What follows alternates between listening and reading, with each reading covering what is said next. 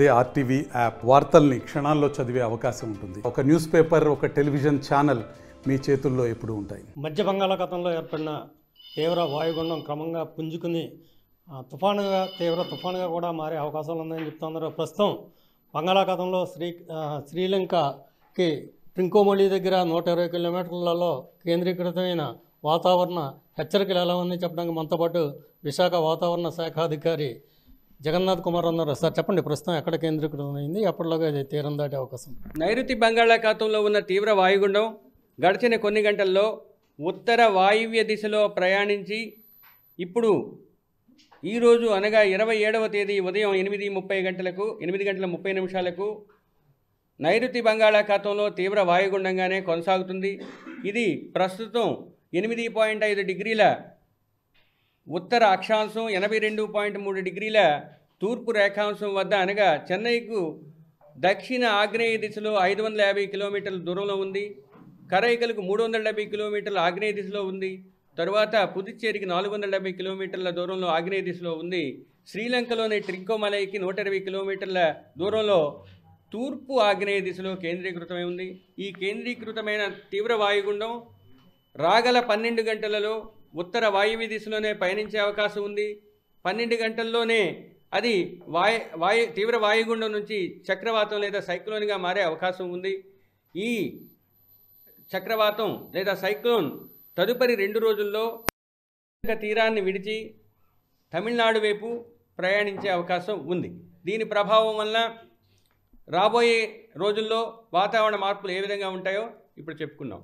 ముఖ్యంగా దక్షిణ కోస్తా జిల్లాల్లో ఈరోజు అనగా 27వ తేదీన కొన్ని చోట్ల తేలికపాటి నుంచి మోస్తరు వర్షపాతం, రేపు అనగా 28వ తేదీన ఎక్కువ చోట్ల తేలికపాటి నుంచి మోస్తరు వర్షపాతం, 29, 31వ తేదీ డిసెంబర్ నాటికి అధికమైన చోట్ల తేలికపాటి నుంచి మోస్తరు వర్షపాతం నమోదయ్యే అవకాశం ఉంది. డిసెంబర్ 2, 3 తేదీల్లో ఎక్కువ చోట్ల తేలికపాటి నుంచి మోస్తరు వర్షపాతం నమోదయ్యే అవకాశం ఉంది. ఉత్తర కోస్తా జిల్లాల్లో ఈరోజు ఐసోలేటెడ్ లేదా 1-2 చోట్ల, రేపు కొన్ని చోట్ల, ఎల్లుండి ఎక్కువ చోట్ల, 30వ తేదీ నాటికి అధికమైన చోట్ల పెరిగి అక్కడి నుంచి క్రమేపీ తగ్గుతూ వచ్చి 1-2 చోట్లకు 2వ తేదీ నాటికి వర్షపాతం నమోదయ్యే అవకాశం ఉంది. అయితే భారీ వర్షపాతాలు కూడా నమోదయ్యే అవకాశం ఉంది. 1వ రోజు అనగా ఈరోజు దక్షిణ కోస్తా జిల్లాలో నెల్లూరు మరియు తిరుపతి జిల్లాలో 1-2 చోట్ల భారీ వర్షపాతం నమోదయ్యే అవకాశం ఉంది.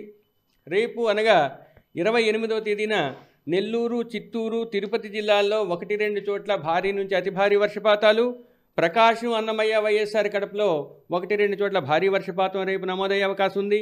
ఎల్లుండి అనగా 29వ తేదీన నెల్లూరు, ప్రకాశం, తిరుపతి, చిత్తూరు జిల్లాల్లో 1-2 చోట్ల భారీ నుంచి అతి భారీ వర్షపాతం, అన్నమయ్య, వైఎస్ఆర్ కడప, కాకినాడ, అనకాపల్లి అండ్ విశాఖపట్నం జిల్లాలో 1-2 చోట్ల భారీ వర్షపాతం నమోదయ్యే అవకాశం ఉంది. డే 4 లేదా 4వ రోజు 30వ తేదీన నెల్లూరు, ప్రకాశం, తిరుపతి, చిత్తూరు, అన్నమయ్య, వైఎస్ఆర్ కడప జిల్లాల్లో 1-2 చోట్ల భారీ వర్షపాతం, శ్రీ సత్యసాయి, బాపట్ల, కోనసీమ, అంబేద్కర్, కాకినాడ, విశాఖపట్నం, విజయనగరం, శ్రీకాకుళం జిల్లాల్లో 1-2 చోట్ల భారీ వర్షపాతం నమోదయ్యే అవకాశం ఉంది. ఈ ప్రభావం వలన గాలులు కూడా తీవ్రత పెరిగే అవకాశం ఉంది. ముఖ్యంగా సౌత్ కోస్టల్ ఆంధ్రప్రదేశ్ జిల్లాల్లో భూ ఉపరితలంపై 45 నుంచి 55 కిలోమీటర్ల వరకు గాలులు వీచే అవకాశం ఉంది. తీరం వెంబడి దక్షిణ కోస్తా జిల్లాల్లో ఈరోజు ఉదయం నుంచి సాయంత్రం వరకు 45 నుంచి 55 వరకు ఈదురుగాలులు వీస్తూ 65 వరకు గరిష్టంగా చేరుకుని తదుపరి క్రమేపీ బలపడి అవి 55 నుంచి 65 కిలోమీటర్లు, 75 కిలోమీటర్లు గరిష్టంగా ఈదురుగాలులు వీసే అవకాశం ఉంటూ ఇది 30వ తేదీ వరకు కొనసాగుతునే అవకాశం ఉంది. తదనుగుణంగా మత్స్యకారులకు హెచ్చరికలు జారీ చేయడం జరిగింది. వారు ఈ రోజు నుంచి 30వ తేదీ వరకు కోస్తా ఆంధ్రప్రదేశ్, పశ్చిమ మధ్య బంగాళాఖాతం, తమిళనాడు తీరం మరియు నైరుతి బంగాళాఖాతం ప్రాంతాలలో 30వ తేదీ వరకు వేటకు వెళ్ళవద్దని హెచ్చరిక జారీ చేయడం జరిగింది. ఆంధ్రప్రదేశ్ తీరం వెంబడి ఉన్న ఓడరేవులన్నింటిలో 1వ నంబర్ ప్రమాద హెచ్చరికైన డిస్టెంట్ కాషనరీ సిగ్నల్ నంబర్ 1ను ఎగురవేయడం జరిగింది. అది కొనసాగుతూనే ఉంది. తరువాత ముఖ్యమైన వ్యవసాయ శాఖకు సంబంధించి సూచనలు జారీ చేయడం జరిగింది. వ్యవసాయదారులు ఈ రోజు నుంచి రాబోయే 5-6 రోజుల వరకు పడే వర్షాలను బట్టి తగు జాగ్రత్తలు తీసుకోవాలి. ముఖ్యంగా వ్యవసాయదారులకు ముఖ్యమైన పంటలైన వరి, చెరకు, అరటి, పసుపు మరియు ప్రత్తి వంటి పంటలను కాపాడుకోవాలి.